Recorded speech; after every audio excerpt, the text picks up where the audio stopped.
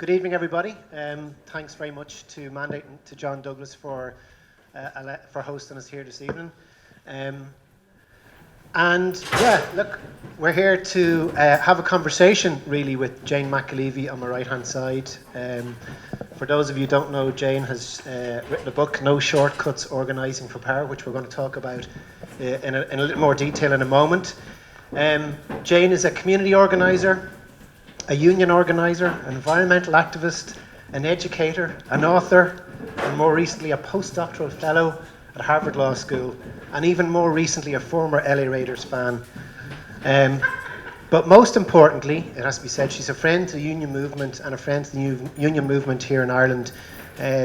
Jane was good enough to come and visit us 2.5 years ago after we discovered her book, Raising Expectations and Raising Hell, which I guess is a more personal story about her experiences as a labour activist and a labour organiser. And I would recommend it to anyone who wants to get an insight into the day-to-day challenges of being a union organiser. But really, I suppose we're here to discuss the new book, No Shortcuts. It's a little bit more academic than Raising Expectations.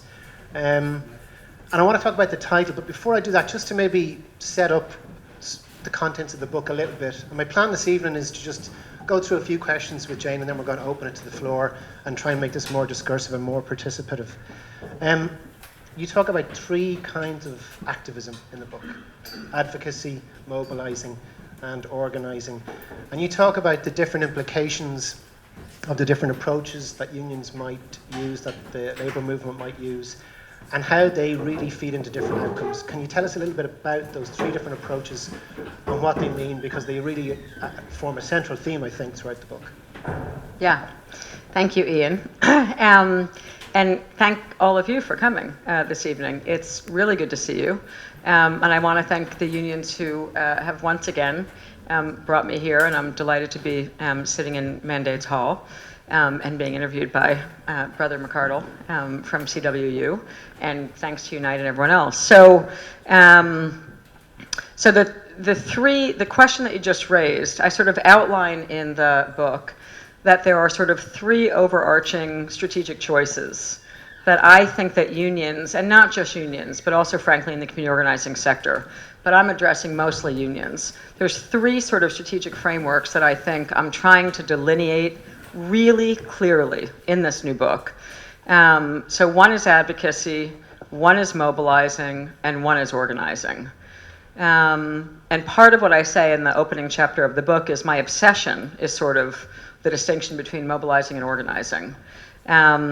Because I think, at least in the United States, and certainly my book is speaking about the US, so I think there are parallels outside of the US, but what I'm trying to argue in this book is that in the last 20 years or so, in the US trade union movement, at the very moment came out of 1995, I'm analyzing essentially the last 20 years in the United States.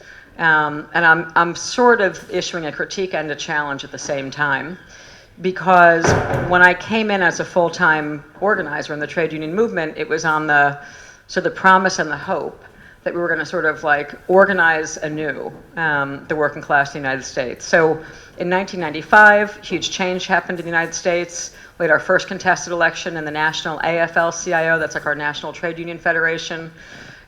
New leadership came in on the promise that we would organize.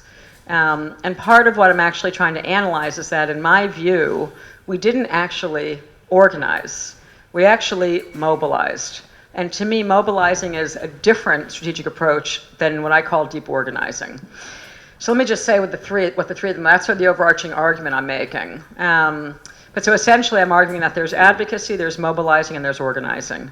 And part of what I'm suggesting is that it's only actually deep organizing that can win really fundamental, deep, sort of radical change in society, in the workplace or in society. And I'm using the workplace because I'm a union organizer. I'm using the workplace as sort of a metaphor for how change happens, more broadly speaking, in society. So in the advocacy approach, I look at 3 different things for each approach. What's the theory of power? Who are the central actors in it? And what's sort of the key strategic weaponry of each of those 3 approaches? And I'm essentially arguing that there's an elite theory of power in what I call the advocacy model. In advocacy, they don't even pretend that ordinary people are involved. If you think in the United States, if you think of like Greenpeace, and again, these could be good groups, Ralph Nader's groups, like organizations where you pay money to them and they advocate on behalf of a cause, whether it's to the state legislature, to governments, to lobby, whatever they do, or fight with a corporation. So it might be all very good things, but advocacy doesn't actually engage ordinary people at all. And it doesn't even actually pretend to engage ordinary people. It's paid full-time staff, it's a lot of lawyers, it's communication specialists, it's a lot of social media, and they advocate on behalf of a cause. And I may personally support a lot of those causes, but I think as a strategy, it's not going to get us very far. It can't win us very much, I argue. It can maybe make very small changes, like when the Nader, I don't know if people know them, but like the Ralph Nader Empire in the United States, when they won things like getting seatbelts in cars. Okay, we can win seatbelts in cars by holding up a big report that shows how many deaths are happening from people not having seatbelts. But seatbelts in cars, which I'm sure has saved a bunch of lives, ain't transforming the United States of America or anywhere else. So that's advocacy. So no one's really involved. And I call it an elite theory of power. They assume it's a top-down model. Some paid people go in and talk to some paid people, and something happens with good smoke and mirrors. And then there's this thing called mobilizing. And mobilizing is better as a strategy than advocacy, because mobilizing at least begins to involve ordinary people in the campaign. But it's very campaign-centric. And what I largely argue is it's still largely based on what I call like an elite theory of power, meaning it's still mostly a top-down to top-down conversation happening between, at the end of the day, probably professionally paid staff, probably professionally paid lawyers, in our case, and a lot of communications staff. But we bring people to rallies, and we hold press conferences.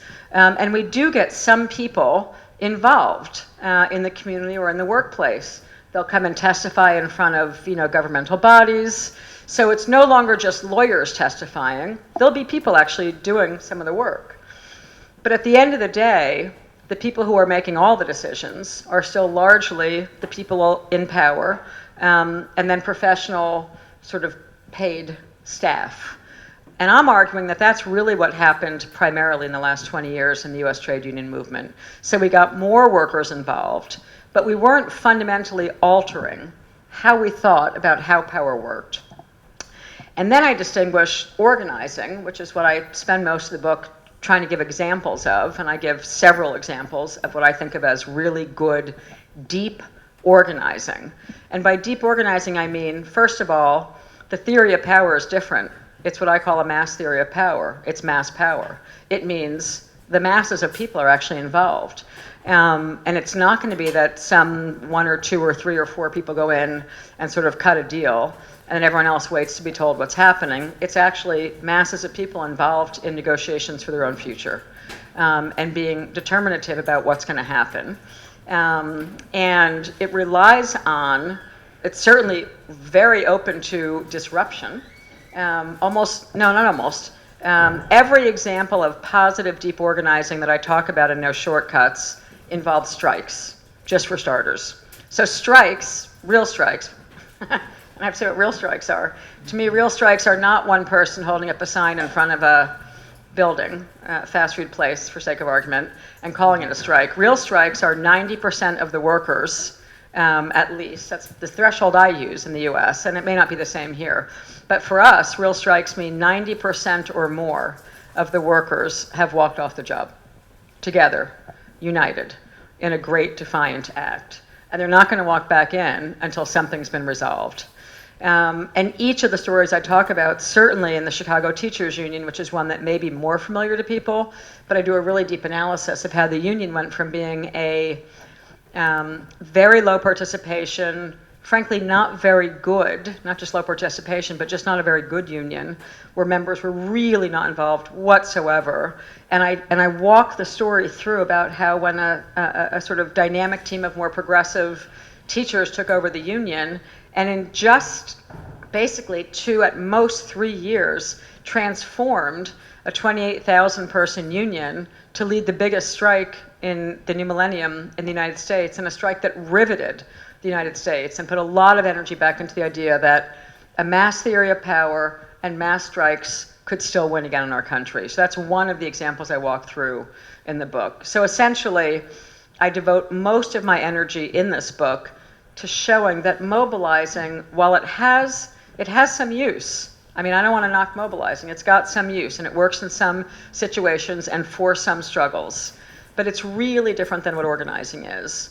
And the big argument I'm making is that fundamental change, which is frankly the change we definitely need in the US right now, I say with my voice squeaking, we certainly need some fundamental change. And probably I think we need a big dose of it in almost every country I can think of right now. So real and fundamental change comes from a bottom-up mass theory of power, super high participation model. And to me, that's organizing. And there's a lot of confusion in the States where you meet people and they say, oh, I'm organizing. And I ask them what they're doing and who's in charge and who's making the decisions. And I'm like, no, that's actually mobilizing, right? Because mobilizing involves some people, and organizing involves the masses, in our case, of workers. So that's the big thing I'm trying to tease out, is what's the difference and what can each of them get us? Like, what can each of them get ordinary workers and trade unions, and what can each of them therefore get all of us in society? And I think understanding the difference is really fundamental to how we go forward. I said earlier in your last book, it comes across a very personal story. You tell the story of your work as an organizer, both your battles with the bosses and in some cases with the union movement. This is slightly, as I say, more academic. You've picked a number of case studies. What, apart from the strike piece that you mentioned, what unites those case studies? You've picked a very diverse group of studies to illustrate your theory of power. Why did you pick those, and what unites them other than that strike piece, because they are quite different? Yeah, so part of what I wanted to do was challenge the idea. So I picked unions led, dominated more by women, a union dominated more by men, private sector, public sector. So I tried to pick a whole broad array. And the reason I was trying to choose really disparate case studies was to show, I wanted to be able to combat the idea that like organizing and strikes only work for one kind of worker or two kinds of workers. I wanted to show that actually when we build high participation unions, really in I think almost any sector, when we take a deep organizing approach, it doesn't matter if we're a mostly male union in the deep south in the US, in a pork production factory, which is the Smithfield Foods fight, we're 5,000, almost overwhelmingly men. And in that case, it's really a story about what we in the States call black and brown solidarity, which is how do you get the sort of newer Latino immigrant population working with African American or black workers in the US. There's very few white workers involved in that struggle, mostly men, and healing the black-brown divide is actually a very pronounced issue in the US movement right now. Because the employers, like people just assume, well, if you're Latino and you're black, you're gonna get along. It's amazing to watch the employers divide African American workers from the newer immigrant Latino class. So I take all different cases and I try to intentionally to try and show that the throughput to victory is when the leadership in the organizations, they're almost all unions. One is not a union, and I picked them for a reason too, but across them, there's an undying, unyielding faith in the intelligence of ordinary people. And I believe that when we actually understand and value the intelligence of everyday people at any level, and enable them and not constrain them, workers can and still are doing absolutely amazing things. And the one case study, the sort of contrast, is in the nursing home chapter, where I pick a union that I argue constrains its workers. It's a contrast case study. So it's the same kind of workers in two different states where two different unions have a very different approach. So that with the one exception of the union that really doesn't believe, in my opinion, in the intelligence of the rank and file of the union, I analyze how their contracts are so much more feeble or weaker, that the workers actually win far less in the union that doesn't believe in strikes, that won't strike, and that doesn't involve the workers in negotiations or deliberations in any fundamental way. So that'd be the contrast I set up in one of the case studies. But so I think what unites them all is that the leadership in all cases actually believes that if we empower and honor what does empowerment mean? That's like a throwaway word, right? We empower people. Like, to me, it just means they actually deeply really value the intelligence of people. And they figure out how to stitch together different and disparate pieces of knowledge that workers bring and can bring to our struggle when we put them in a room and help everyone begin to analyze. So how's the power structure work here? And who's the corporate CEO? And who are they connected to? And who are we connected to? And who are you connected to? And who do you know? Because it turns out that when we do that, we learn remarkable things about the intelligence of workers in struggle. And we might come back to the kind of nuts and bolts, the mechanics of how you do that part of the work. But that chapter for me is one of the more fascinating chapters in the book. And it's got a great title, by the way. It's called Class Snuggle versus Class Struggle. So for that chapter alone, you should buy the book. But I mean, first of all, it's great to read case studies about positive union stories. I mean, I think we sometimes forget how important winning is, right? We don't. I love winning. And it's great to read stories about winning, but that particular chapter is great because you draw out very effectively those two contrasting styles of union organizing, the class snuggle theory of power versus the class struggle. So maybe you could just talk a little bit about that particular chapter, because it demonstrates quite effectively how this kind of corporatist approach to organizing versus the worker agency approach delivers totally different outcomes and totally different results for the workers concerned. Yeah, so I think there are interesting things about the chapter. First of all, I want to just say that I'm not clever enough to come up with the title. The union that trained me, the union that I feature in the class struggle part of that chapter, is the union that in fact trained me when I was a young organizer. And I would say that a credo, like a principle or just a mantra of ours, was that we always walked around in the entire organizing team in the union and just said, shit, are we having class struggle or class snuggle here, brothers, And we were very clear that we were consciously having class struggle, and that our job was to enable class struggle. So I think from the outset, one part of what's interesting is, so I try, the book was my PhD, and I just need you to know, A, it's hilarious to me I have one. B, most of what I learned came from working with workers for 25 years before that.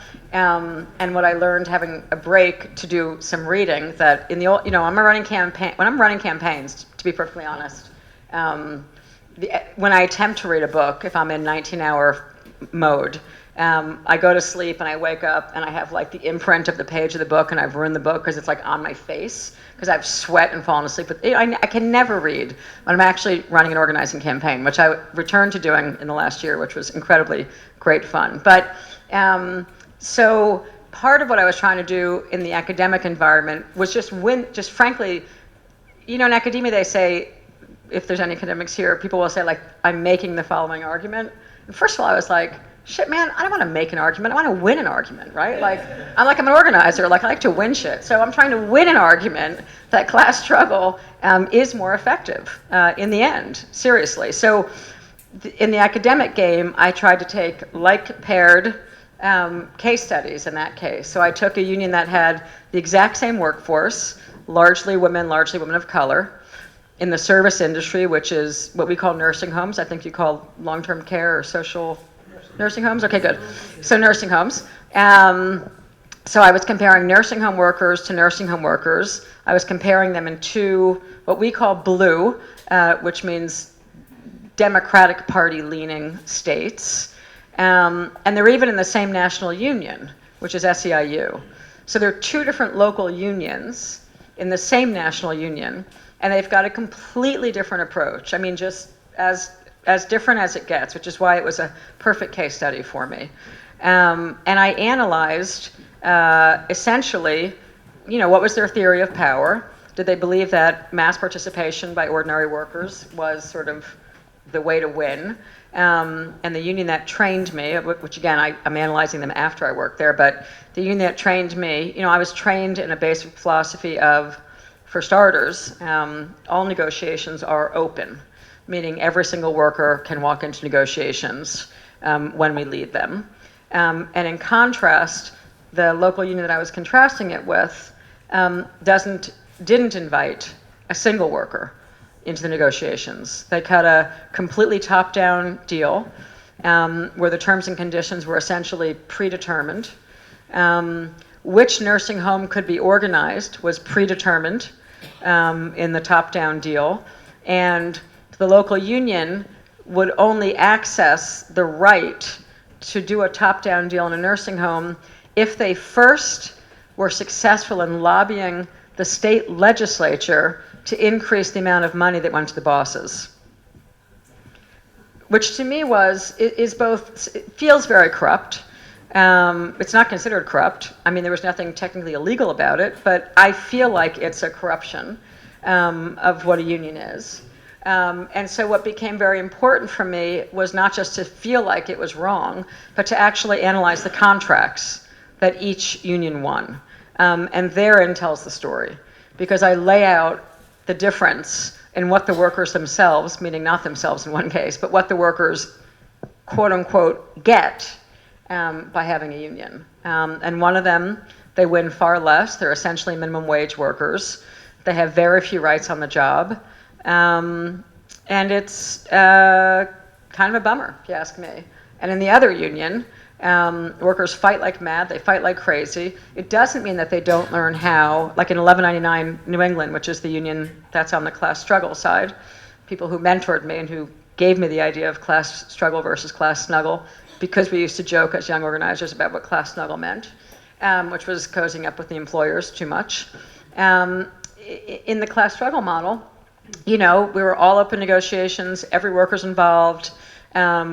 The first organizing conversation that we have with workers actually in my old union, in that union, which is hard for people to believe sometimes in the US, but like in our initial organizing conversation, like when we're doing new organizing for workers who don't have a union yet, we actually include by the end of an hour-long face-to-face one-on-one that you should be prepared to strike for your first contract. You might have to strike for recognition. And so we literally go straight to the hardest, what people in the States think of as the hardest, scariest part of a conversation, that in the US people usually run away from, like, don't talk about strikes. That'd scare the workers away. And we're like, do you think workers have brains? Because if you think workers have brains and we sit for a one-on-one conversation for an hour, at some point we're going to actually have an open discussion about what it's going to take for you yourselves, right? Because the organizer can't win anything. So we're going to actually have an open conversation about here's what it's going to take for you and your co-workers to win the kind of change that you want to win in this contract. And you should be prepared that it may mean that you're going to have to be ready to go on strike. Because it turns out that everyone else in this union who's won these amazing contracts that you're looking at that you want to win, they've actually probably all gone on strike. Because I analyzed that union has had 100 strikes just since the new millennium. That's more than almost any local union in the United States. And in turn, they have amazing contracts. The workers win amazing contracts. I want to talk about your theory of power. In the book, in the first few pages, I see you've added in the 1199 rules from the local that you were trained by, which are fantastic rules to live by, which kind of, I think, form to some degree the touchstone of the theory of power you're describing, mass participation. And the power, the agency of the worker, putting that at the heart. Tell us a little bit more about that your theory of power, and also, if you could, bring in the community side of it, which is very much part and parcel of some of the case studies you've talked about in the book. How you bring that community agency into it as well. Yeah. So I jokingly say to people, you said the title and the third chapter, but I actually think it's just the dedication page, which is what's called Advice for Rookie Organizers. And that comes from not just that local. I should explain that 1199 once upon a time was a national union in the United States. And in 1989, some people might say regretfully merged into the national SEIU.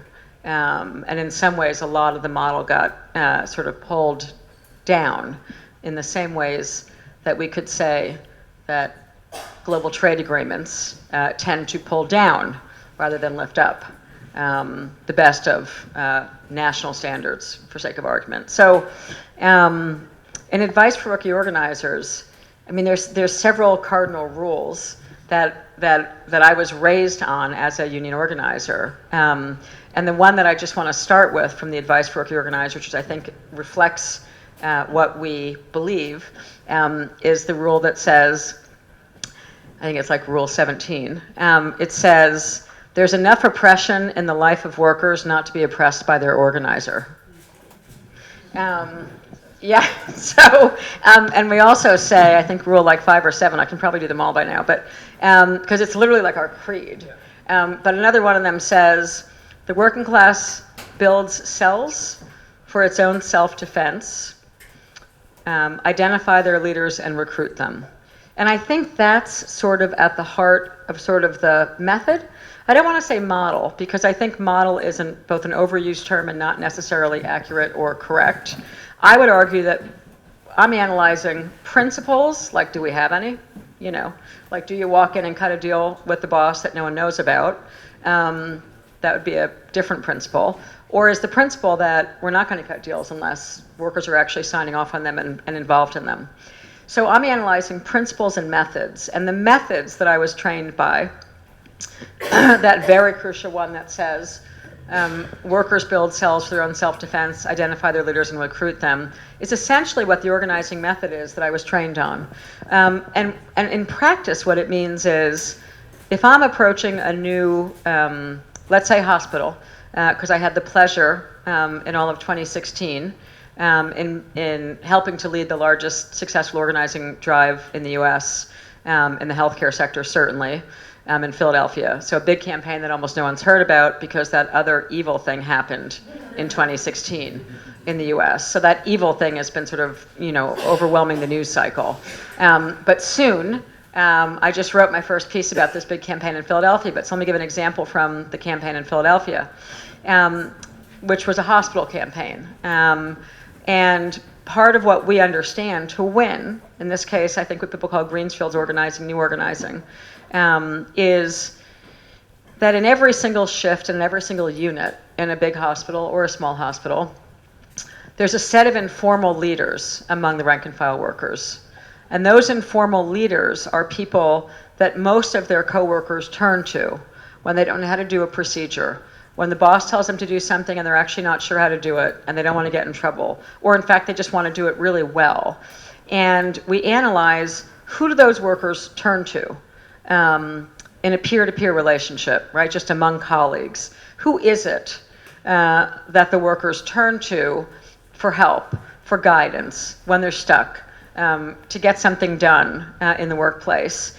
And through a series of what we call structure tests, we'll start to sharpen our understanding of who are those informal leaders. And that's what that comes from, is the working class builds cells for its own self-defense, identify their leaders and recruit them. So we're very heavy in a theory called leader identification.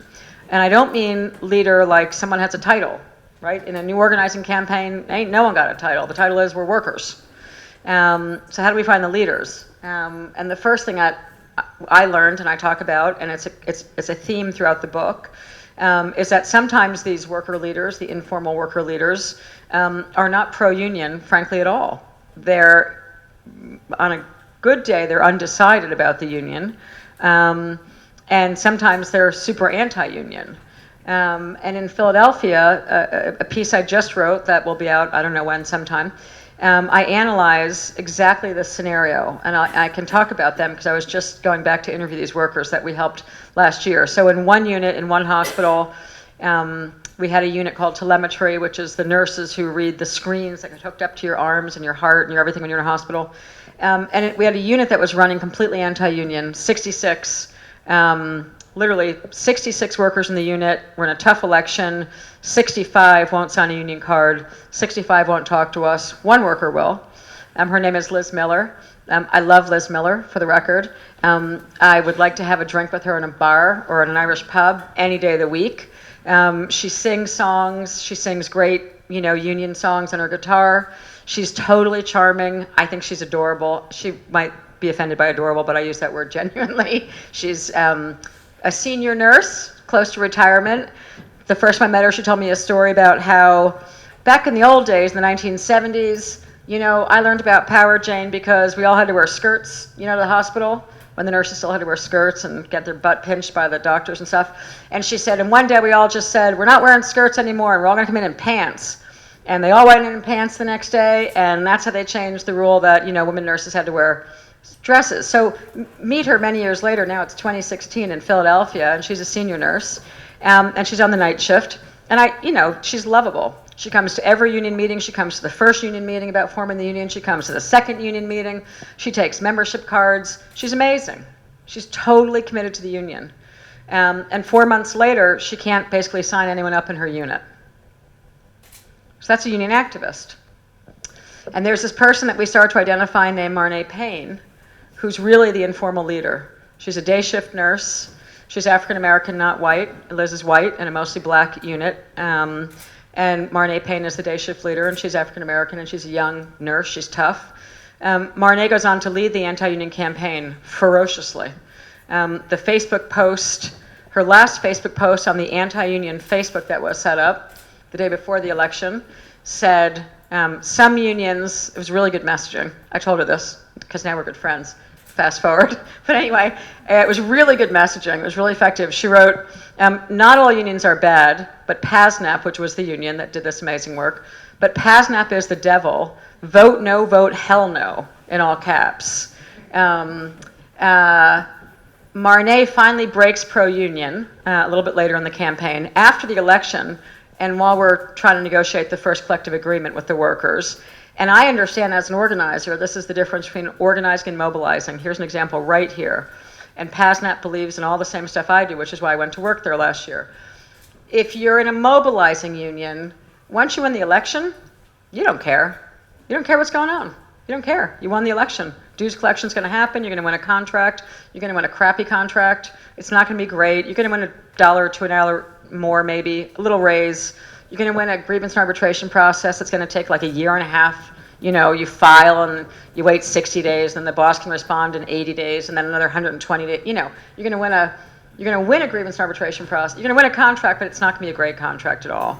In a union that believes in class struggle, which we did and we do, in PASNAP also in Pennsylvania, we were like, same thing I said a few minutes ago, like our theory is we have to get all the workers ready to strike for their first contract.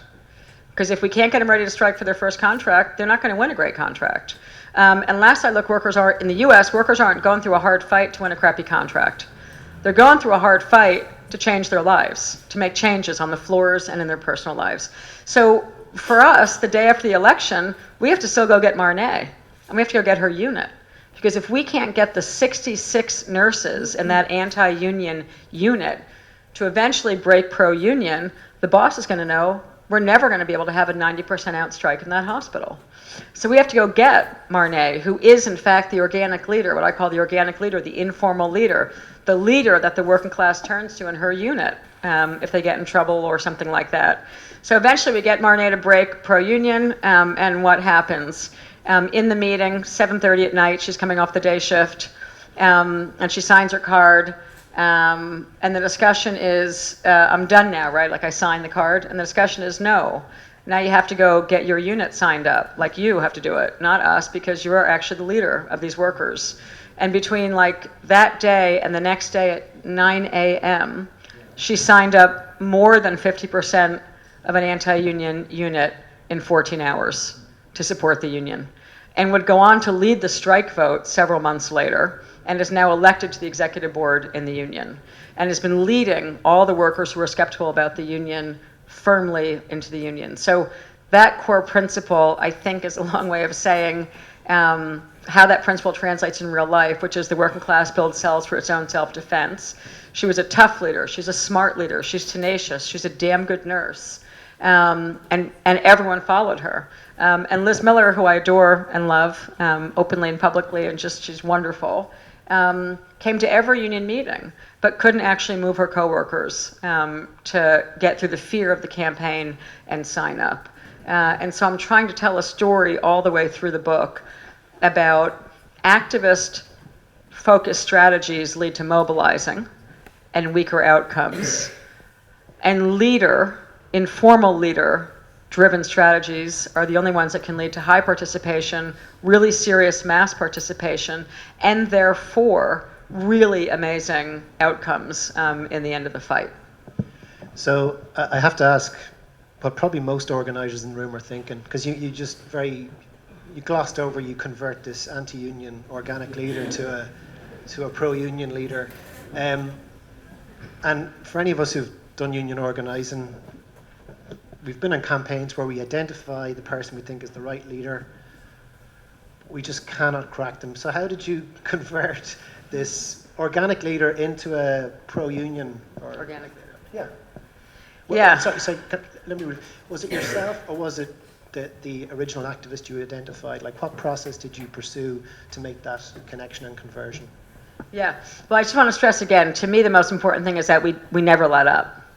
And you never let up if you want to get to 100% strike or a 90% strike. So to me, that's like the core principle is, if you don't care about the contract outcome, you're not going to... Many unions I know just would have not bothered ever talking to Marnay again. Like, screw her, whatever, screw her and screw him, or whatever. So the determination to sort of win over, I wouldn't say convert really, but to win over Marnay to the cause of trade unionism was deeply lodged in the philosophy of PASNAP, which again is a terrific union, people I've been working with on and off for years, and they definitely have a class struggle philosophy. So I would say it took, and I analyze this in the piece that I will publish soon, because Marnay and Liz are letting me sort of tell this broader story out loud for everyone soon. But I would say it was certainly multiple rounds of attempts. There were multiple rounds of attempts that we engaged in. We never gave up a worker-on-worker approach of workers from other key units that relate to her unit. So the intensive care unit, the emergency department, but intensive care mostly relates to telemetry, right? People who are really in trouble in a hospital, have a million things in their nose, head, brain, whatever, right? That's who telemetry is taken care of. So there were sort of endless delegations of workers from the intensive care unit trying to move people in telemetry. There were attempts to try and get workers around Marnay in telemetry. We had an amazing worker activist named Carolyn Wheeler, who was in the emergency department, and she had started in the telemetry unit. She'd been in that unit for 12 years before she shifted into the emergency department. Carolyn Wheeler wrote the most beautiful, heartfelt letter I've probably ever read. I'm going to publish the letter with the article, because she's letting me, of course. Carolyn Wheeler said to me one day, I worked with those workers, for 12 years in that unit. She's a 25-year nurse in the facility.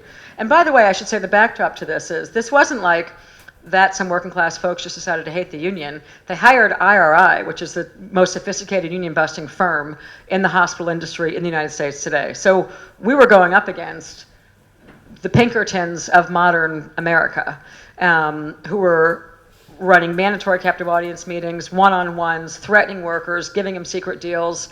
Everything you could possibly imagine is the backdrop to this. And yet, the majority of workers narrowly voted to form that union. We had a lot of no votes to overcome. Telemetry was just the peak of our no votes that we had to overcome to get to could we have a 90% out strike. So I would say it was certainly the effort of a whole lot of people. But at a fundamental level, certainly what I was taught and what I teach and what we did with telemetry was, when you have a serious leader who's anti, for me, the only thing that can really move them in the end, besides potentially their coworkers, but at a theoretical level, is you have to find an issue that matters the most to that worker can't solve without the power of collective action. So because the characteristic of a lot of organic leaders is that they're very good workers, another characteristic of them is that they tend to have all the best conditions already. It's part of why in their mentality, they don't need the union. So they don't need the union, because in their experience, they get everything they want. They get the best vacation schedules every summer. All the equipment that they rely on in their units works perfectly. If they're not, a nurse in a hospital, if they're a teacher, they have the best classroom. All the blinds work. When the sun's coming in to blind the kids in the classroom, they can just close their little blinds. And so you can see the characteristic across all workforces. So part of the characteristic that makes a lot of organic leaders think they don't need a union is because they are pretty individually powerful in the workplace. And the management team knows that they're damn good workers. And the management team's relying on them too. So our objective continued to be, what is it that matters to Marnay? What possibly matters to her personally that she actually can't solve without a union? And that issue became, for her and her unit, because she saw herself as a leader of her unit, the issue was call pay. So people don't know hospital detail. It means that you're put on call. You're never really off. You can't go out to the pub and have a beer. You can't go have a drink. You're not at work. You might be getting $1 an hour, but you're put into this permanent status called you're on call to be called into the hospital. And it's a function of short staffing. It's a function of austerity. It's a function of corporations bleeding hospitals of every staff person there is, trying to make a big buck in our country off of people who are sick and dying. So their unit was short-staffed, and they all had to take call pay. And we finally, it's hard to talk to an anti-union unit when no one will talk to you. So what IRI was advising them was, don't even talk to the union, because the smart union busters know at some point we're going to find that issue. So for like 4 months, no one would even talk to us. They would just run by us in the hall, throw stuff at people at the shift change, not talk to the ICU nurses. They told them to get the hell out of our unit. We don't want to talk to the union. And eventually, through a series of meetings, we finally got Marnay to agree to sit down. And in that meeting, got her to break on is there anything that matters to you in this unit and to your coworkers in this unit? And it turned out that the issue turned on call pay, that it was a hospital-wide policy. Unless it was changed hospital-wide, the boss in her unit couldn't actually fix the problem. And so began but that method really worked, and it is a method of how do you move antis, and how do you move what we call undecideds or antis.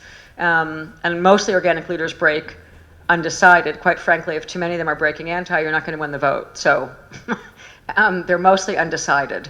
And the mechanical, methodical process of figuring out, not assuming what matters to that individual worker, and then getting them to understand that only through collective action, not their individual power, can that issue be changed. And I want to use that as a metaphor again for society. To me, all of this is a metaphor for sort of whether we're doing community organizing, whatever we're doing, that same process of helping people understand the power of collective action versus individual action is really fundamental to big change.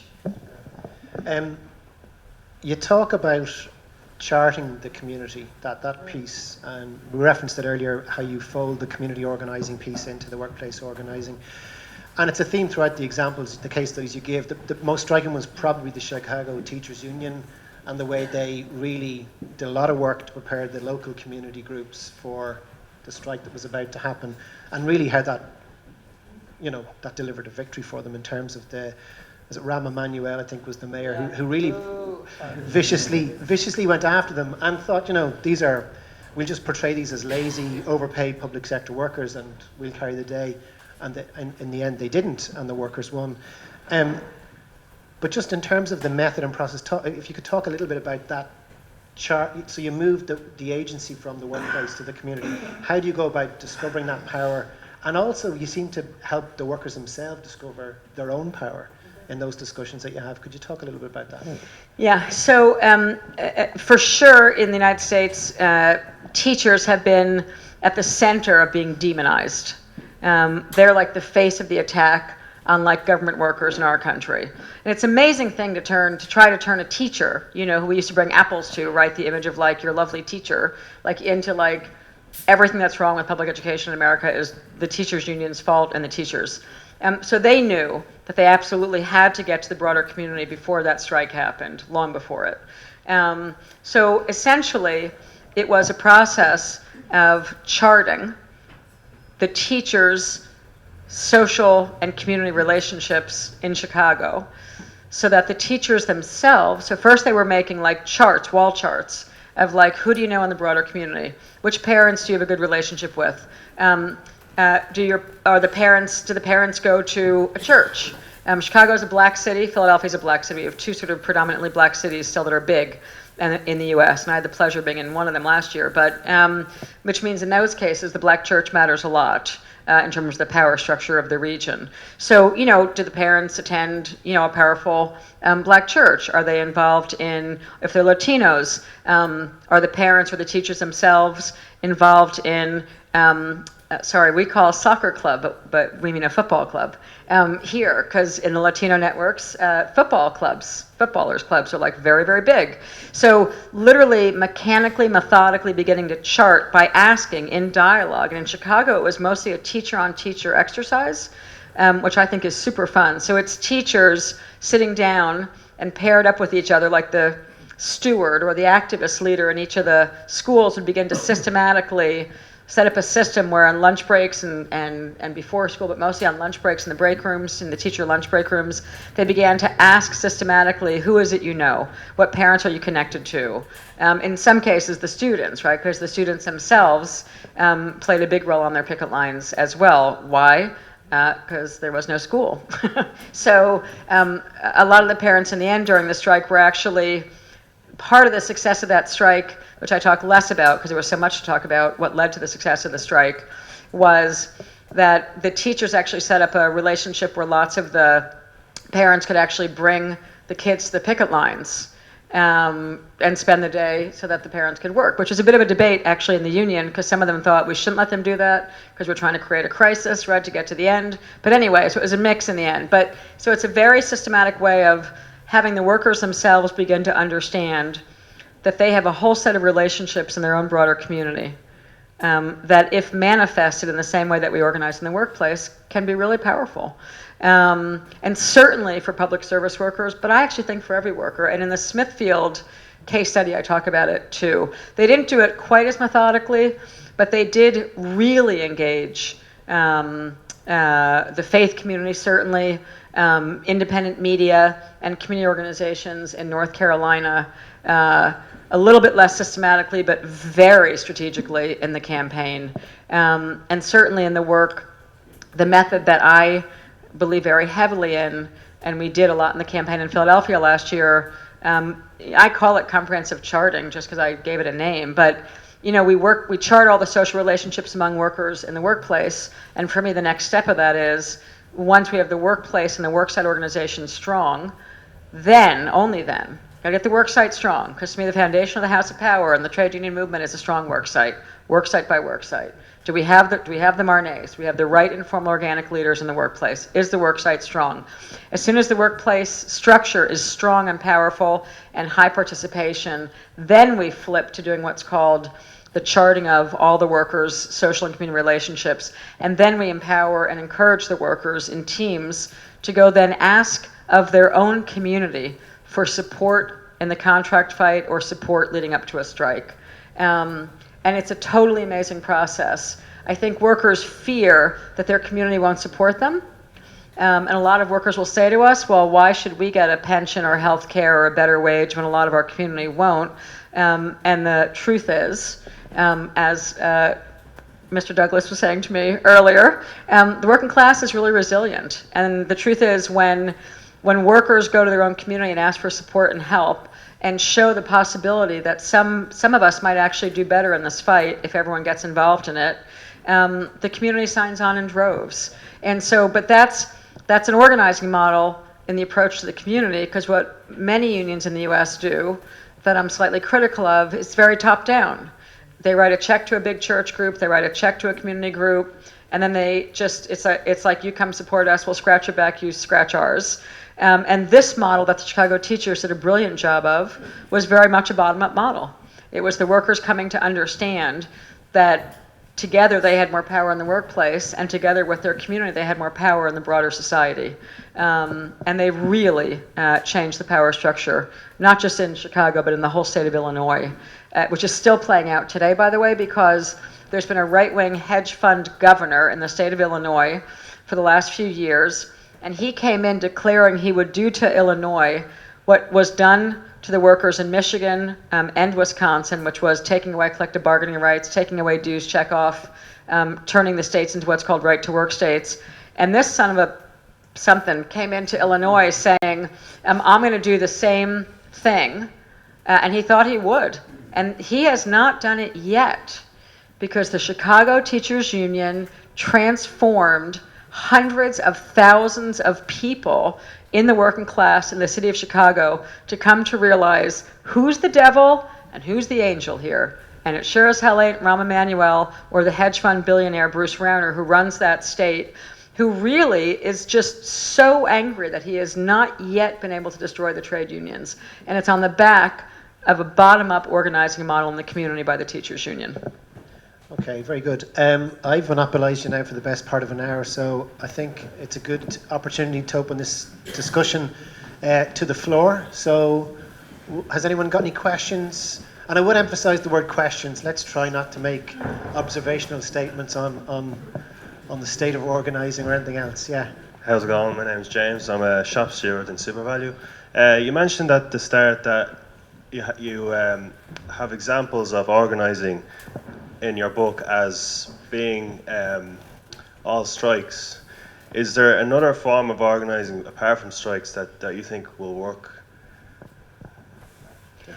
Yeah, thanks. Good question. So definitely, I definitely think that not every struggle requires a strike.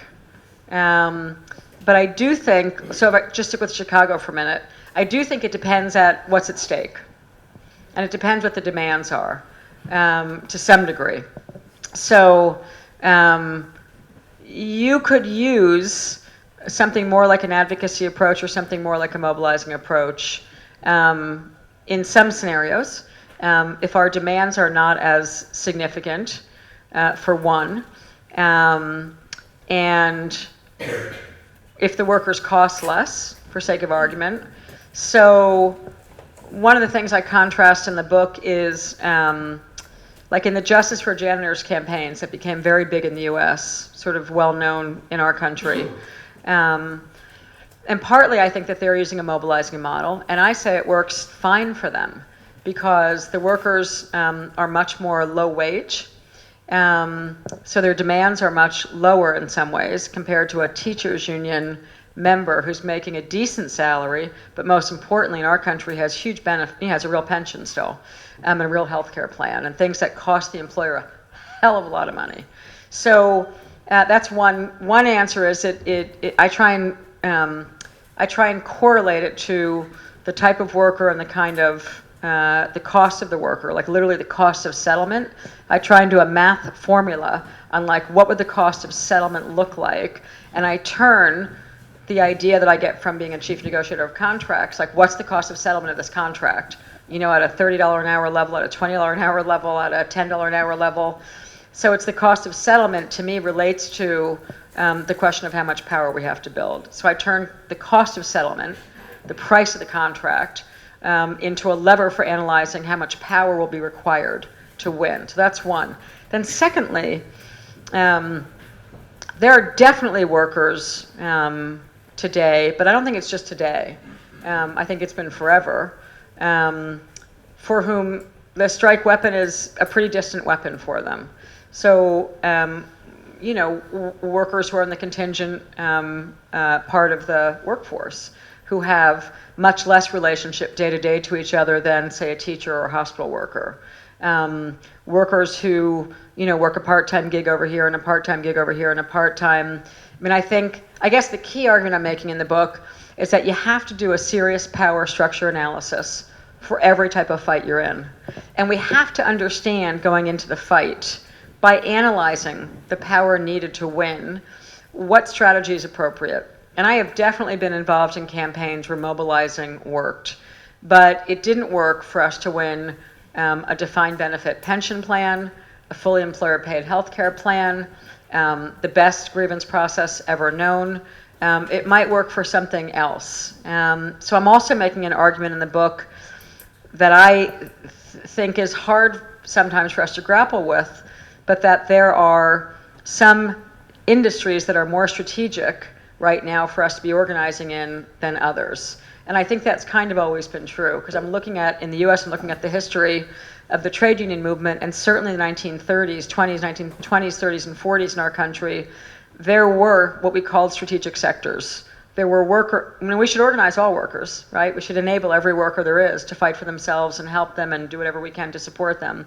But if we're trying to build power in society, there are some sectors, and I'm going to argue the ones that lend themselves still to the capacity to have mass strikes, to really do what's called creating a crisis for the employer class, that necessitate an organizing approach, and that are strategic, and we should be putting a lot of our focus into them, which again doesn't mean we shouldn't be enabling any kind of worker to form a union. So I think it's correlated to a whole bunch of factors that I lay out in the second chapter of the book.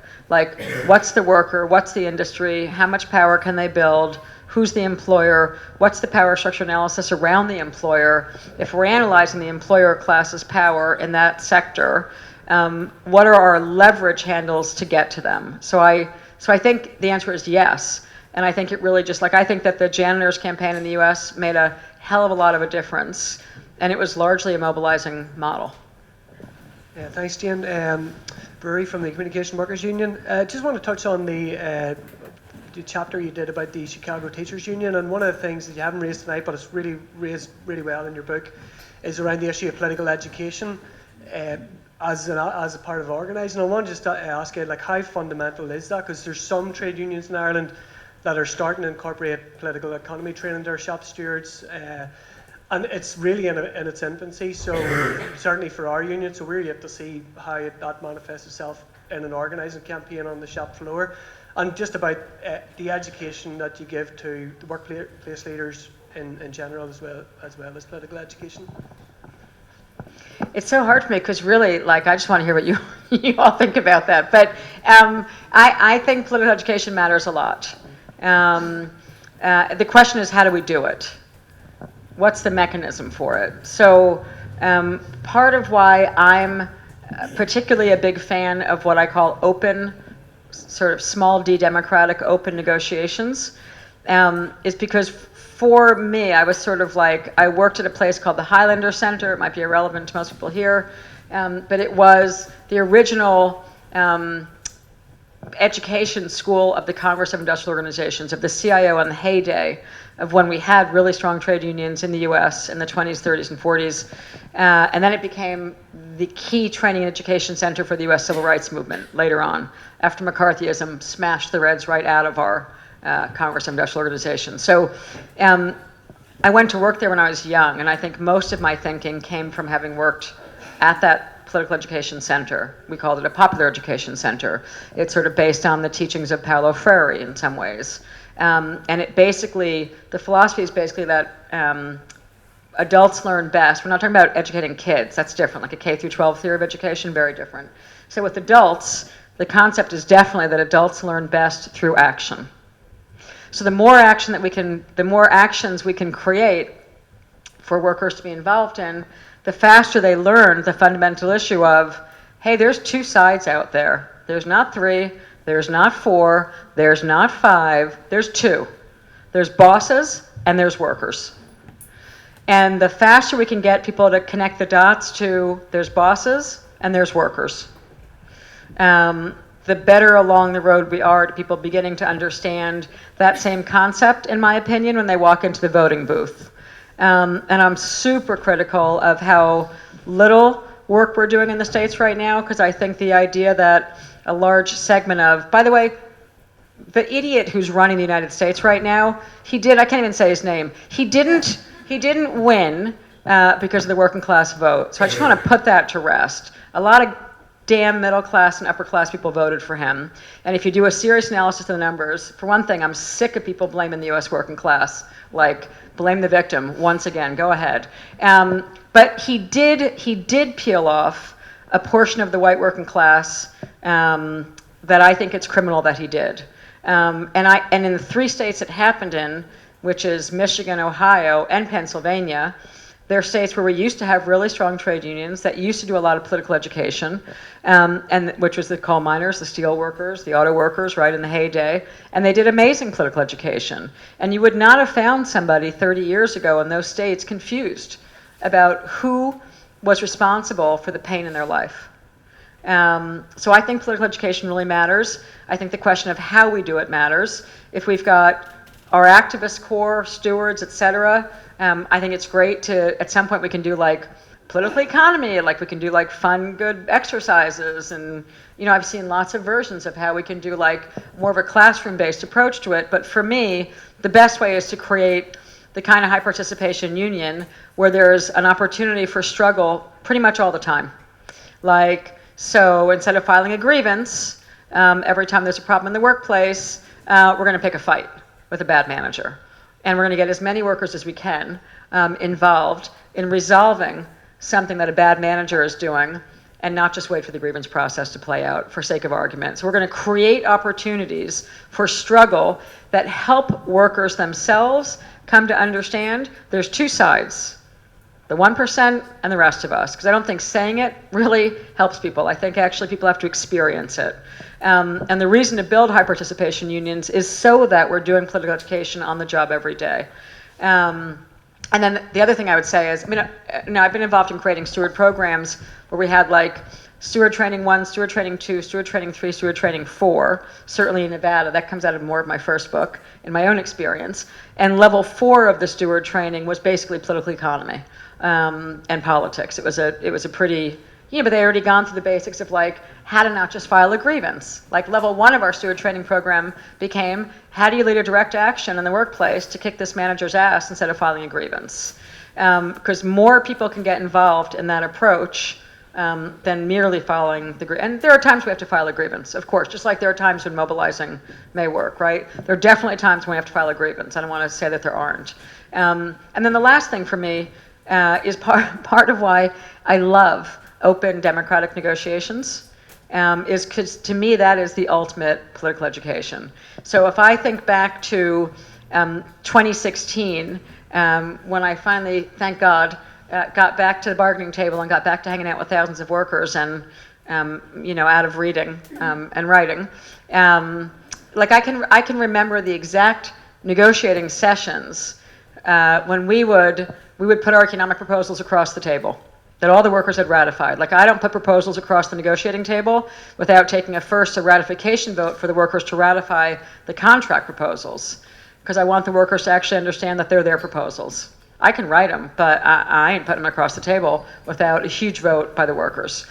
So they ratify their own proposals. So we take them through a basic economics education session when we're talking about how much money is going to the healthcare plan? How much money do we need from the boss to go into the wage package? How much money do we need from the boss to go into your pension plan?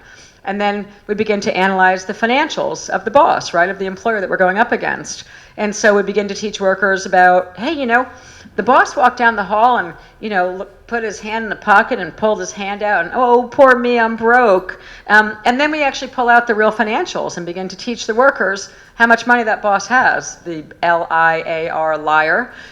We have a president who's one of them too now who tweets about it. But anyway, so then we start to do basic education about, it turns out the boss seems like he's lying. Why do you think the boss lied about how much money he has?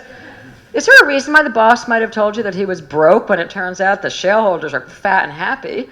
And then at the next session, we start to have all the workers stand up and ask the employer across the table.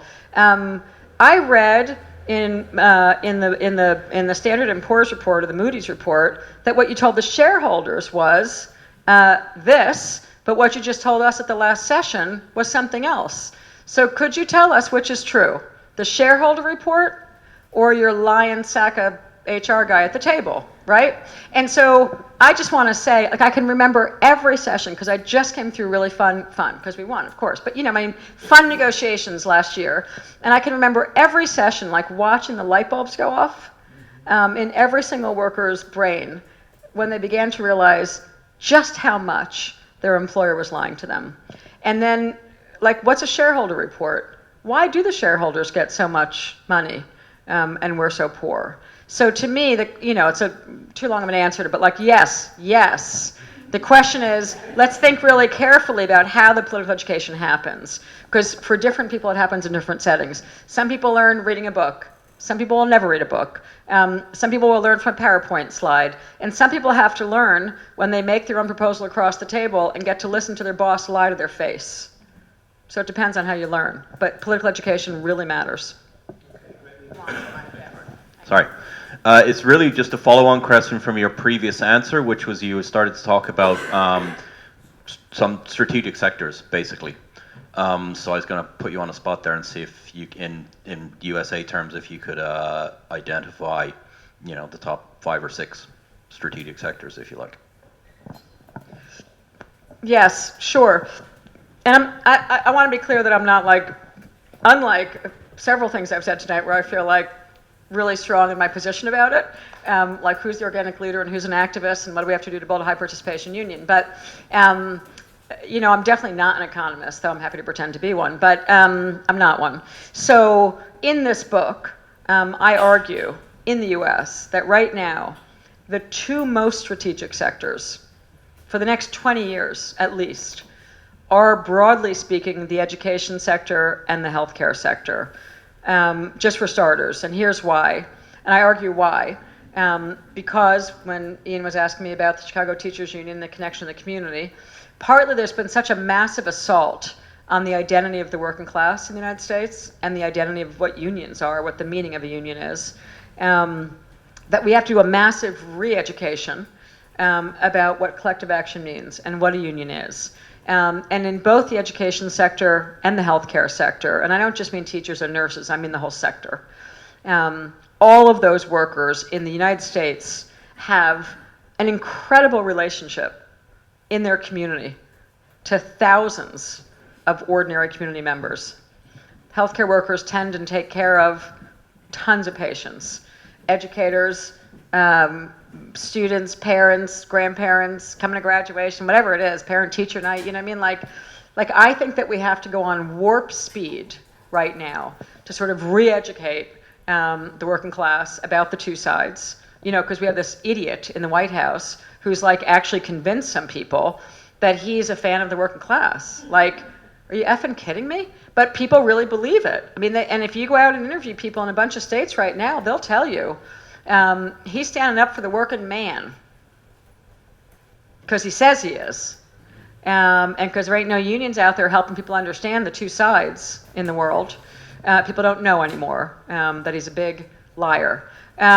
So those are at least 2 of them. And then there's some debate, I actually think, the retail sector. I basically think any sector where a robot can't do the job for a while and where human beings have to do the work, by definition, is a strategic sector. I think in the US, the postal workers, right? Another amazingly connected bunch of people to the community. You want to know what goes on in a neighborhood? Go talk to the postal carrier. You know what I mean? So I just think you have to start to analyze which workers have what kind of capacity. And certainly, and this is nothing new, I don't feel like I'm saying anything new right in here at all, but certainly the concept that service workers matter is not a new idea. And as long as they can't be replaced by robots, and as long as the jobs can't be offshored, that's a good starting point for a strategic sector. That's just a good, and then we'd have to do more analysis, right? Does the sector have money? What are the other points of leverage on the employers themselves? Are they vulnerable to a community campaign? Or are they going to be vulnerable to some other kind of machinations? So for me, a lot of it goes back to the same basic power analysis. But certainly in this book, I'm calling out the millions of mostly women workers in 2 huge sectors that are now the target of the neoliberal, bean-counting, hedge fund bankers who are wrecking the whole world, because they are coming for the education sector and they are coming for the healthcare sector in our country, which remain public. They're definitely coming for the post office, but they've been trying to come for the 100,000. There's 100,000 postal workers in the United States who are on the public or public sector workers still. So to me, it's the workers who have a relationship to the broader community, who can be at the center of fighting back against neoliberalism, become particularly strategic. That's like particularly strategic because they can create a counter narrative about the bankers and the financiers and what they're doing to the world. And that education shouldn't be a commodity, it should be a right. And that healthcare shouldn't be a commodity, it should be a right. Because ordinary people get that when you actually engage them about that question, right? Should your kid have the right to get an operation if they're sick, only if you're rich, or if you're poor, or what is it, right? Because ain't no one going to answer that question. Well, some people will actually. Probably the president of the United States might say, yeah, they could die. But anyway, most people won't say that. So, I mean, I'm trying to look at how do we do broad societal working class education? How do we beat neoliberalism? But I think a starting point is the jobs can't be offshored and they can't be replaced by robots anytime soon. And that's a really good starting place. Thoughts on salting art and whether that's strategic or necessary? That's Salting. Ever know what salting is? You go in, you take the job on purpose, knowing that you're going to go in to try and build the union, just to generalize that. That's what you mean, right, by salting? Yeah. So do I think salting matters? I think salting definitely can matter. The kind of salting, as it's mostly been practiced in contemporary times in the US, is sort of less interesting to me than the way that some of us have done it in the past, which is by actually getting ordinary workers to do the salting themselves. So there's a couple unions in the States who essentially create their own internal contingent workforce in the union by not paying them anything and asking them to go take low-wage jobs forever and help organize the union. And some of it's been very good. Like, I know plenty of people who have done it. And it can, frankly, anything that's working anywhere right now, we should keep exploring and doing. So it's not like I have an anti-salting position. Based on what I just said about the theory of who the organic leader is, like, the salts are never organic leaders.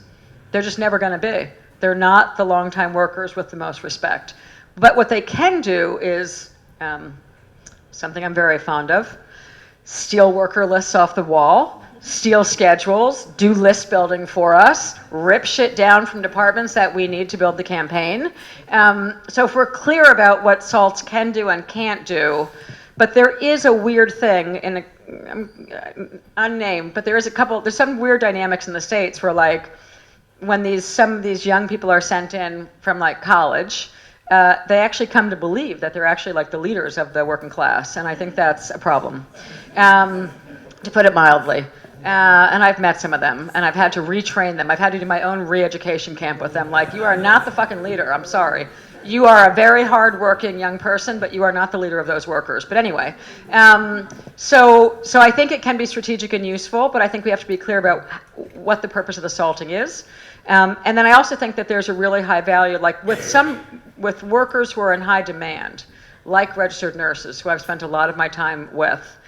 Frankly, there's such a nurse anywhere where there was a shortage of workers with some mild skill. Like in Nevada, part of the story of how we helped form so many new unions was when the first set of workers won a really amazing contract. They're like, "What do we do next?" And I said, "Go take what's called a per diem shift." So in the healthcare sector in the US, it's like a contingent, like a part-time worker. That's like a permanent part-time worker, and they're called per diem workers in the healthcare sector. So, like, we said to a whole bunch of the nurses who had just won a union and an amazing contract, can you go take a super part-time per diem shift in another hospital? So we began to salt all the hospitals with, I don't mean to be sarcastic, I really don't, but like adult grown-up workers who actually were workers. So they related really differently to the workers that they were going to help form unions with. But even they wouldn't qualify to become the organic leaders, to be honest, because at a per diem level, they're not going to become the most respected worker. But they could relate really differently to, like, hey, over at my other job, we won this amazing contract, which a college salt can't really say. They can talk about someone else's amazing contract, but they can't say, I just went through this amazing struggle in my hospital, and we formed this thing called a union, And, the employer pays for all of our health care, and we got 7% raises in the contract, and we won staffing standards, and so yes, but I like the political education question. For me, it's like, yes, but let's think carefully about who's salting, the purpose of the salt, and the expectations that we're creating about what salting is and what it can do. Hi, Adele from MRCI. I suppose I'm interested in resourcing, because we have to pay for this, and deep organising obviously costs money. So I suppose I'm kind of interested in how allocation of resources, and then also organising time to I suppose some of the strategic areas that you're talking about, and how that's kind of done, and I suppose the strategy to do that as well. So money. Money is so helpful. So money is really helpful, and I feel like this. Thank you for all the questions, and thank you for still being here. And probably people will get sick of being here soon, is my guess, right? But I think money matters, and it sure as hell makes the work easier when we have resources. Like, let's just be super clear: resources matter. So I think that we can certainly do the work without resources. I was just working with a terrific small group of workers who, frankly, after reading my first book, found me before this one came out and began to email me and just started to email me questions. And they've just formed a union now with IASI, with the stagehand workers union in the Bay Area, but it was a great example for me of a bunch of workers who had zero resources except the best resource, which was themselves, doing their own political education, coming together, reading articles, but they realized they didn't know all the rules and how to do it, so they reached out to some labor educator at a community college. They found resources out of desperation. They reached out to some people they knew from other unions and asked, what's this thing called the NLRB, the National Relations Board?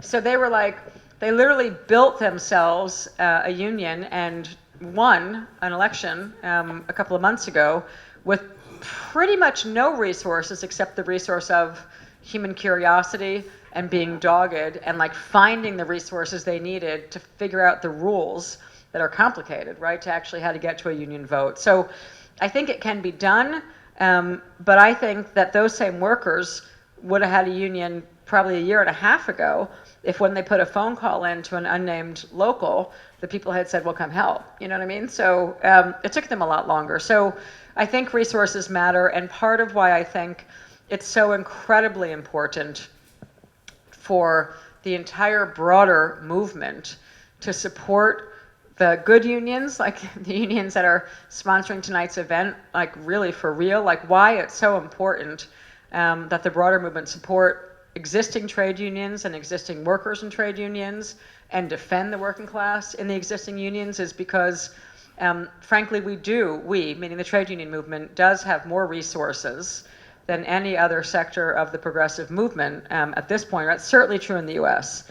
Unless you analyze the faith community, church, and again, in our country, which I think might be different here, as I'm told repeatedly, we have churches that are really complicated, like the evangelical church that swung Donald Trump's election, by the way, a bunch of middle class and rich people, not the working class, in the evangelical church, right, who went out in large numbers voting on what's called a single issue, which was choice, right, like the anti-abortion people.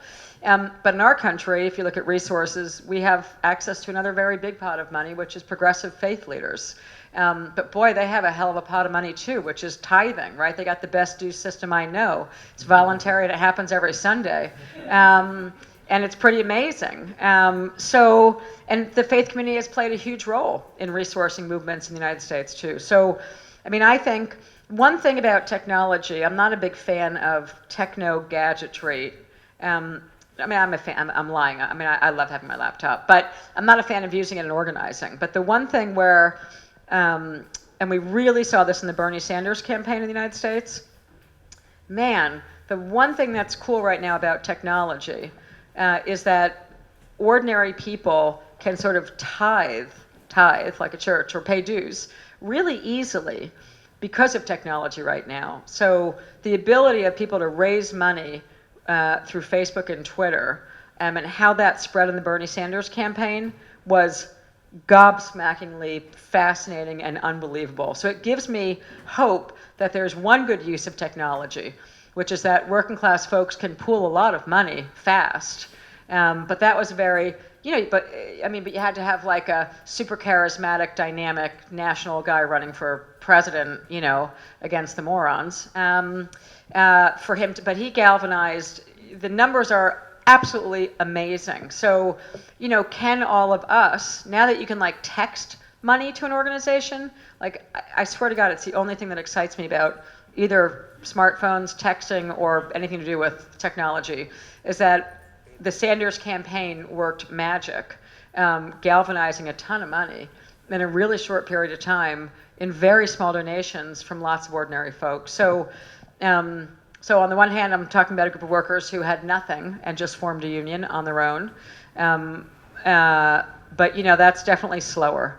And I think resources matter. So it's one of many reasons why I think we have to seriously celebrate and defend at every turn all workers who are sitting already inside of trade unions, to keep up the possibility that a working class funded movement for the working class with agency by the working class can help resource things like more radical progressive political campaigns and water campaigns and all sorts of things that are really urgently needed. Perhaps at the time we'll take one more question.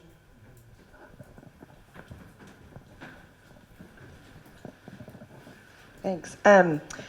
I just wanted you to speak a bit about the power dynamic of the organizer in terms of going into communities that aren't theirs, or that they're not necessarily involved with, because I think a lot of times we, as organizers, want to reach these communities that we're not a part of. And so what does the power look like? Like, I'm from the American South, so when northern labor unions come in, people be like, I'm not talking to you, right? So how do you organize in a way where it's still affected led, you're not coming down and being patronizing and yeah, could you speak to that? Yeah, definitely. I'm going to go back to my mantra of there's enough oppression in ordinary people's lives not to be oppressed by their organizer. Like, it's definitely a creed of mine, and it's a real principle that we live by. So to me, there's a debate in the U.S. That sometimes, just to make it a short story, like there's definitely a debate in the U.S. And it's usually people who come from some small p political tradition or sectarian tradition who say like there's no role for organizers and staff, which I just think is flat dead wrong. If the working class was going to organize and have mass participation in huge unions, then they'd have it. Like, hello. So there is a role for history in teaching the skill of struggle. And for me, the role of an organizer, so I'll come to the Southern question in a minute, but to me, the fundamental issue is what's the role of the organizer? How do they understand their role? Are they conscious of the power dynamic? Are they coming in to be, I call them swashbuckling, sword-wielding, cape-wielding people? Or are they actually, which plenty do, or are they actually coming in with an approach much more like the one I was taught? I've never been a healthcare worker, and I've helped, I think, in excess of 100,000 now, change their own lives. So the question, I do try to address it in this book too. The question is, I go at a guy named Saul Alinsky, who I go at a lot in my life, and I go at him again in chapter 2, because I think he was he's considered like the father of community organizing, modern community organizing in the United States, and his institutes have trained a lot of people. And I think that that's where the mobilizing model has some of its original origins in some ways, because it's organizer pretending not to be leader as leader. And certainly the model I was trained in is one where we're just like, there's nothing more straightforward when I go into a workplace. From the beginning, than me having an open conversation with workers about the power relationship that we're about to enter into. So it's about surfacing the truism of the role of the organizer and the role of the worker, or the role of the organizer and the role of a broader community. So, for example, when I was very young, because I went to work at this place called the Highlander Centre, I was still in my community organizing days. That was when I was about to transition into becoming a trade union organizer, but not quite yet at that point. So I was in my mid-20s when I moved to the South. And I would say, or I think if you went and asked people in Epps, Alabama, where we led a huge campaign to force chem waste management to buy a whole new water system for a community, or any number of campaigns, like I didn't actually have a hard time as a northern organizer, for example, when I was organizing in the South. And I think it's for the same reason that I personally don't have a hard time when I'm working with janitors, healthcare workers, steel workers. I've worked with all kinds of workers in the US. And I think it's because I'm going to be really open about this relationship, and because I'm going to really respect the intelligence of the people who I'm working with. And I'm going to describe to them that there's nothing that I can actually fix. It's actually their work. It's what they have to do. All I can do is teach them sort of the science of struggle. And certainly in the workplace in the United States, given union busters like IRI, the one that we just went up against in Philadelphia, if there weren't professional union busters, if there weren't well-funded right-wing operations funded by the Koch brothers and all sorts of right-wing foundations in the United States going in to destroy communities or destroy workers in the workplace, then maybe we wouldn't need organizers who have the skill of struggle to teach to people. But so to me, I think it's really real, and in chapter 2 I really address it. Well, on the dedication page I address it, and in chapter 2 I try to really unpack it. And I think it's like sparkled all through the book. I'm surfacing the issue of the power dynamic between sort of full-time organizers and either the communities that we serve or that's why, for example, when Brother McArdle was asking me about the agency of workers going into the community, it's like the same philosophy. Like I believe in the trade union sector, when it's time for us to go build a powerful community support campaign to the struggle, I'm not going to be half as effective as if the worker themselves goes to talk to their pastor or their soccer coach or whoever it is that or their football coach, in Ireland, or their rugby coach or their, what's that other sport? Geez, whatever that was I learned today. There's sports I don't even know about here that are very powerful, apparently, which is fine, although I'm a sports person, so I want to know what all these sports are. But anyway, so I think it's going to, so to me it's like, do we as organizers carry a conscious understanding of the power dynamic? And I would argue you can see it too just because you raised the Southern question, which I think is good because there's been plenty of mistakes made. I mean, God, forever, right? Like, I even say in here, there's a minister I quote who I really came to love just doing the interviews for this book in the Smithfield chapter. And he said, like, part of what was different about the union team that went in the third time to help the workers in the South organize at Smithfield, they were Northern organizers. They were just damn good. And they were conscious of who they were as organizers. And they were conscious that the agency for the struggle in that factory was going to be owned and won by the workers in that factory. And that the workers in that factory themselves were going to both strike. They did a whole bunch of wildcat strikes, which is totally crazy. Almost no one in the United States is doing wildcat strikes. And the organizer, like the workers, by the way, weren't asking the organizer permission. They just walked out of the factory like 3 different times and shut it down. And the organizer, instead of being a typical organizer, like, get back to work, you didn't ask for permission, oh my God, like he was just like, buy them water, get them pizzas, help, you know what I mean? Like, go workers, go. So it's like, it's the question of the role we play. And I'm in my first book, but in this book quite deliberately, I'm trying to call out the very question that you're raising, because I think it really matters, I think it's really fundamental. And I go after sort of the swashbuckling approach to the work. But in Smithfield, you'll see another example of, frankly, like Jean Bruskin is like a classic, for me, a classic in terms of who led a lot of the waves of organizing in the 1930s in our country, which is like, family of like Russian immigrant communist Jews who like went down into this plant, but had the attitude of like literally the first phone call to him He took over for someone else who had blown the campaign. And I talk about how when the workers had wildcatted the first time with some bad leadership, to me it didn't matter where they came from, they were just bad organizers. They were like, who gave those workers permission to wildcat? And Jean was like, fucking order thousands of pizzas, right? Like that's a totally different approach to like, I'm gonna honor the agency of these workers and support them versus I know better than you and I'm gonna tell you. So to me, that's a deep part of good organizing, is that I see my role as a coach and nothing more. I'm not going to be the leader. First thing I say to workers going into negotiations, which again was so fun to be doing it all over again last year, was like the first thing I say to them is, you're going to talk all the time.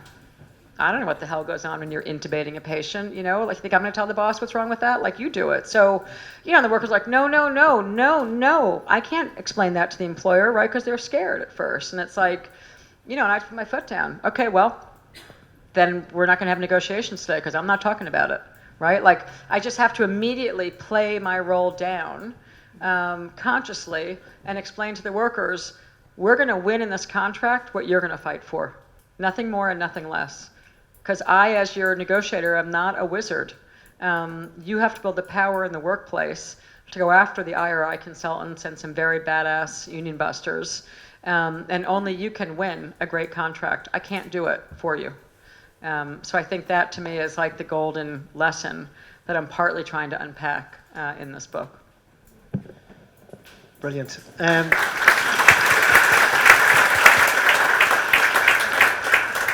Okay, I just want to thank Mandate again for hosting the event tonight.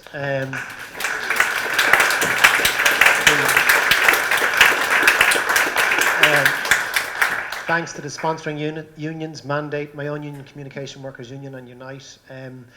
Most importantly, thanks, Jane. It's great to have you back in Ireland. I love Ireland. Thanks for writing the books. I know the first one made a big impression on me as an organiser when I came across it, and randomly sent an email to you asking you what PSA stood for. This guy is to blame, so I'm sorry. But you responded. But for very different reasons, both books are well worth the read. But not just for union organisers, for anyone that wants to understand and get an insight into building power, I think No Shortcuts is very good for the case studies and well worth it. But thanks so much for coming over. Thanks for being so generous with your time. And can we all give a big boule of bus once more for Jane? Thank you.